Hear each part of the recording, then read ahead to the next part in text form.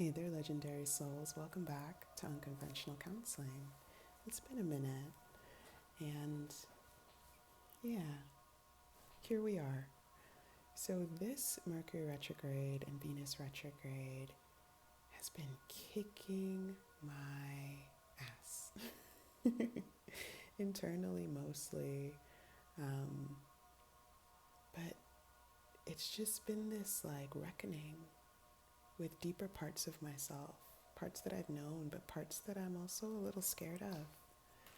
Because something that I'm learning about myself, I feel like this 9 year is sort of starting to come together. Also, Happy New Year, by the way. It's a brand new year, it's a brand new season. We're the spring equinox, it's Aries season. This is the beginning. This is the beginning of 2025 energetically.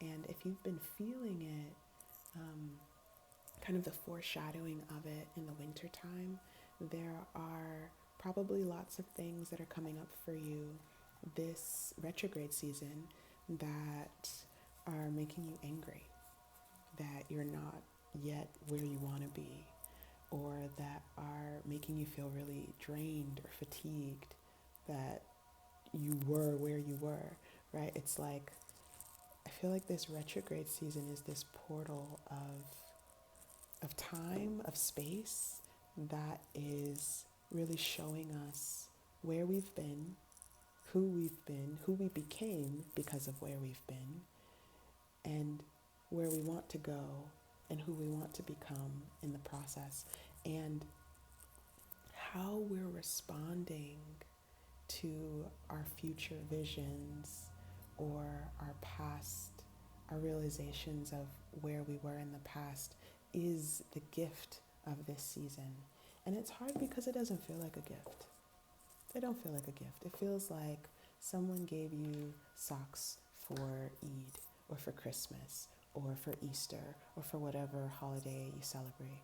Um, it feels like somebody just gave you like some $2 socks, like not even like a wool blend, like not even something that's like high quality or high caliber. It feels like that's all that that was afforded to you. It feels like it's not enough, right? The gift of this Mercury retrograde. It doesn't feel good.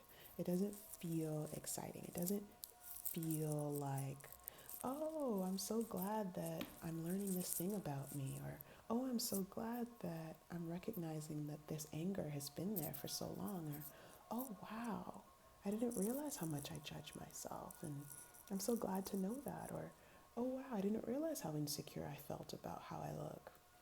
It's so good to know. It doesn't feel good what we're discovering, whether they're things that we've known about ourselves and it's coming up yet again, and it's just like, dang, this is still here, or this is here in this really deep way, or this is here in this new context, dang.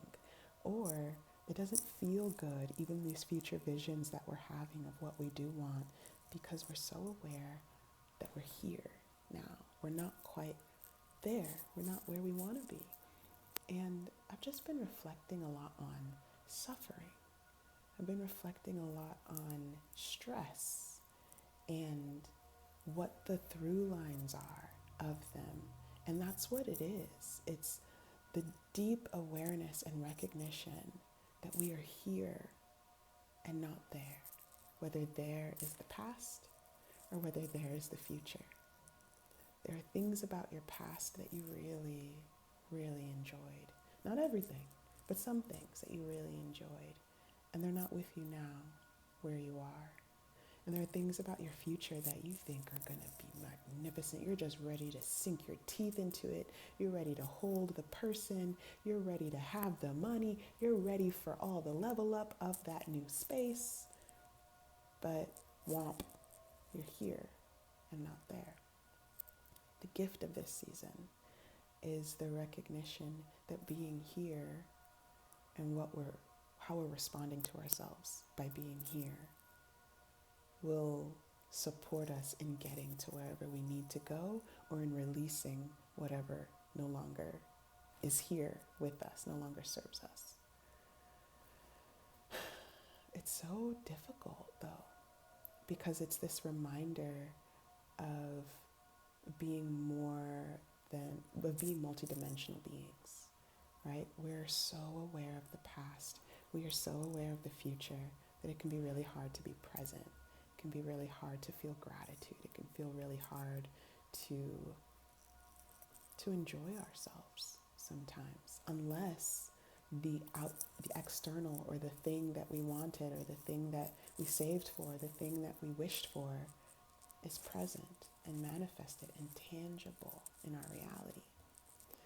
But as you know, as I know, those moments are highlights. They're highlight points. They're on the highlight reels of our life.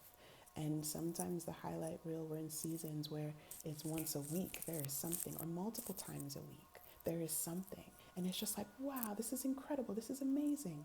And sometimes it's more like once a month, or once a quarter, or sometimes it might feel like it's only like once a year. Like sometimes the stretches, the periods in between those high points are longer than other times. That's where the living is.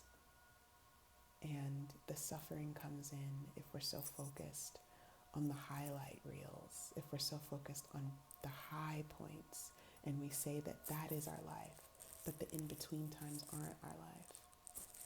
They're both our life. They're all our life. It's all our life.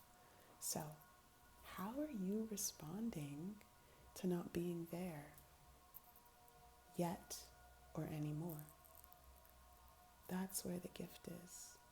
That's where the thing, that's where it gets juicy, that's where it gets decadent, that's where the shadow work begins, that's where, the compassion comes in, that's where the inner child healing starts or continues. That's the point. It's not the narratives that you're holding. It's not the anxieties that are coming up.